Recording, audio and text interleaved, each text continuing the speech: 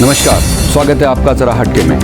Corona के मामले में बिहार वुहान बनता जा रहा है। जी हाँ, वही चाइना वाला वुहान जहां आज तक कोरोना से मरने वाले लोगों की सही संख्या का पता ही नहीं चल पाया। बिहार में तो ऐसा लग रहा है जैसे नीरो रूपी नीतीश कुमार बंसी बजा रहे हैं और बिहार कोरोना से जल रहा है।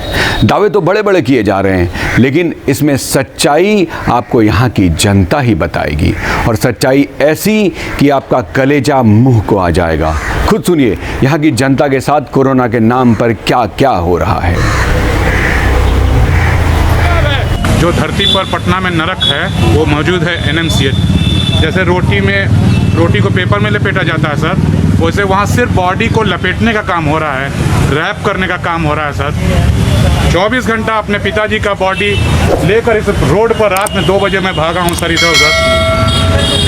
पिए हुए स्टाफ सब वहाँ पड़े हुए हैं सर। बस मोटा मोटी यही समझिए सर, पिताजी को आप ऑक्सीजन लगाकर गाड़ी के अंदर लेकर और सर वहाँ पहुँचिएगा एनएमसीएच के अंदर सर।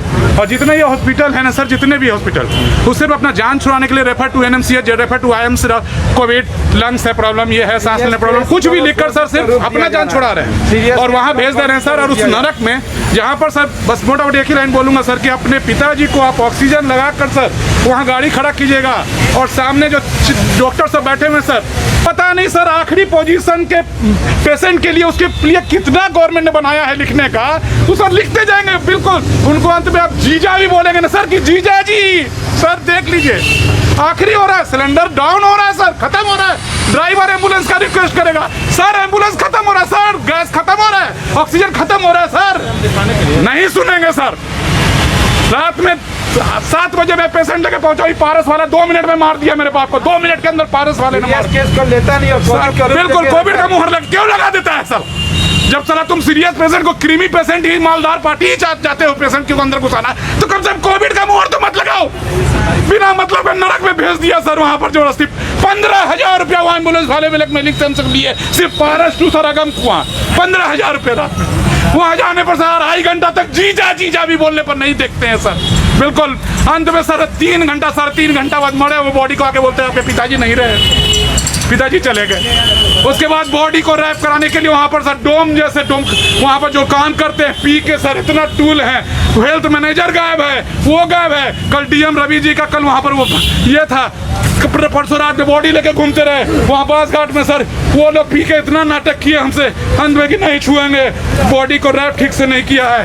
रात में बॉडी लेके भागे जा रहे हैं, बॉडी लेकर कोई कर रहा है, हम वापस नहीं जाएंगे एनएमसीएच। कोविड में साबित हुआ तो ऑक्सीजन क्यों निकाल दिया 10 मिनट में पारस? 2 मिनट में मारा मेरा ऑक्सीजन निकाल क्यों नहीं रखा सर? इन लोग पर सरकार कार्रवाई करे ना तो पब्लिक में ऐसा भूचाल आएगा कि नोच के लोग मंत्री को मारेंगे। 10 को समझ लीजिए, 10 को एम्बुलेंस लगा, कोई भी खाली मालदार कुछ नहीं हो रहा है सर पूरा पटना में, समझ लीजिए।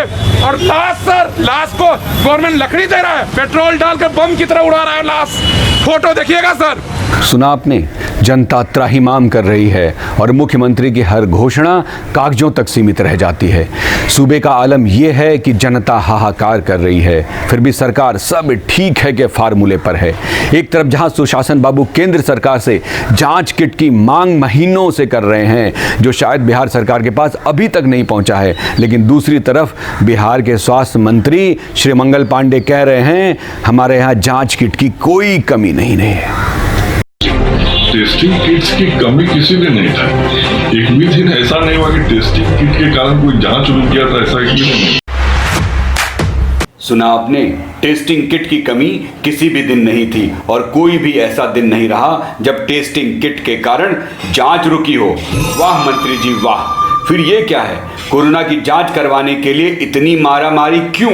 अगर टेस्टिंग किट प्रचुर मात्रा में है तो एक ही जगह क्यों धक्का मुक्की करवा रहे हैं कोरोना टेस्ट के लिए?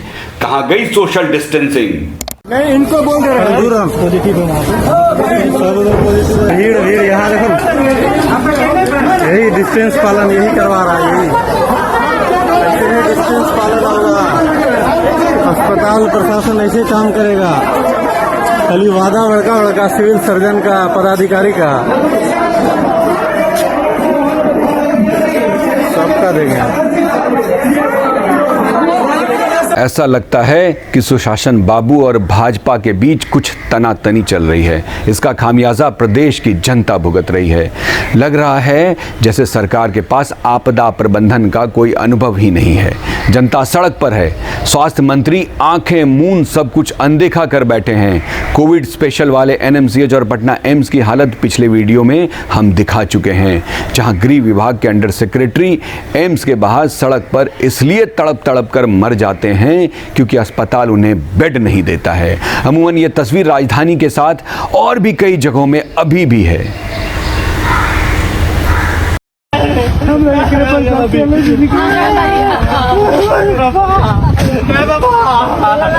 ये तस्वीर है नालंदा मेडिकल कॉलेज के बाहर की, जहां बेड के इंतजार में घंटों बैठे रहने के बावजूद भी बेड नहीं मिला और मरीज की जान चली गई। क्या इसी व्यवस्था की बात बिहार सरकार कर रही है?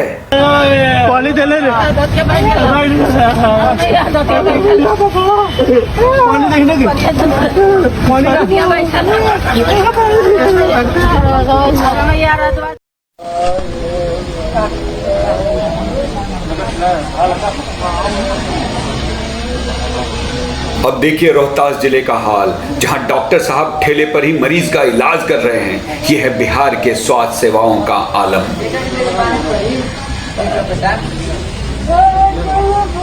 यहां देखिए अस्पताल कैसे अपनी कुव्यवस्था का बयान खुद कर रहा है और मरीज फर्श पर तड़प रहा है। और मरीज को कहीं भी पार किया जा रहा है। देखिए कोई सुनवाई नहीं हो रहा है। हम लोग सभी जगह कंप्लेन करके थक चुके हैं। सब लोग बोल रहे हैं कि जाइए हो जाएगा, जाइए हो जाएगा। 3 महीने से लगातार यही हो रहा है। यहाँ लाइट भी कटा हुआ है, कोई लाइट भी नहीं देखने वाला है। 5-6 जगह 7 जगह जहाँ जाते हैं वहाँ। वार्ड नंबर 9 में बॉडी पड़ा हुआ है, कोई उठाने वाला नहीं है। 3 दिन से कपड़ा ऐसे पड़ा हुआ बॉडी का, फिर वो भी नहीं उठाने वाला है बोलने पर, और हम लोग को उल्टा जवाब मिलता है। इधर जाते हैं तो वो कहता है उधर जाओ, उधर जाते हैं उधर जाओ, ऐसे। अब जो अगली तस्वीर है वो आपको मर्माहत कर सकती है।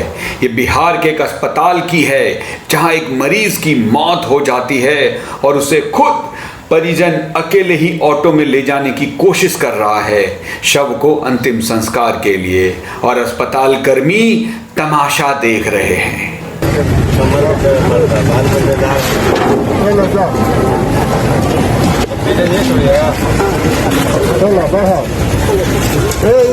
थोड़ा खोल दीजिए, उधर धक्का दीजिए, इसको वहाँ पर लगा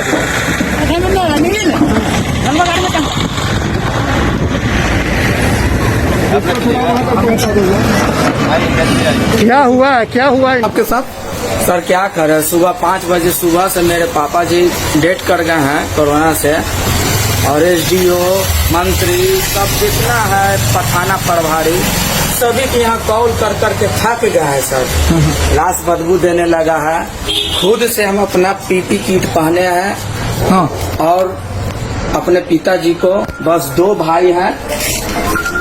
हाँ सर, बस 2 भाई हैं। अपने जान पर खिलवाड़ कर जा रहे हैं, लेकिन हम लोग को इसके बारे में कोई मालूम नहीं है कैसे क्या करना है। हम लोग बिल्कुल ही लाचार हो चुके हैं। वार्ड पार्षद से लेकर एसडीओ, पुलिस, डीएम, कहीं से कोई सुनवाई नहीं है।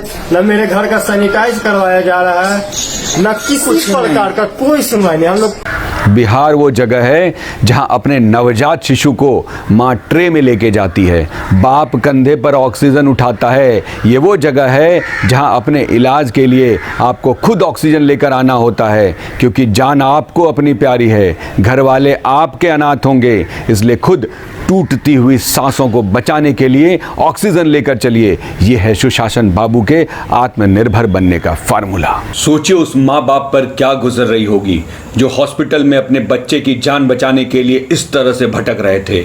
और ये सब हुआ उस जगह पर जहां का प्रतिनिधित्व अश्विनी चौबे करते हैं, जो केंद्र में स्वास्थ्य राज्य मंत्री हैं। ये वही स्वास्थ्य मंत्री हैं जो चमकी बुखार के लिए बुलाई गई समीक्षा बैठक में नींद के मजे ले रहे थे, जो चमकी बुखार से मरने वाले बच्चों की चिंता से बेफिक्र थे। बिहार वो जगह बन गया है जहां व्यक्ति वीडियो बनाकर भरती हुई जगह के हालात जनता के सामने लाकर खुद को बचाने की गुहार लगाता है, लेकिन जब अस्पताल स्टाफ के साथ साथ सरकारी सिस्टम भी कान में तिल डालकर सो जाता है, इलाज के अभाव में मरीज कोरोना से कम लेकिन ज़्यादा इस सिस्टम से लड़ते लड़ते दम तोड़ देता है।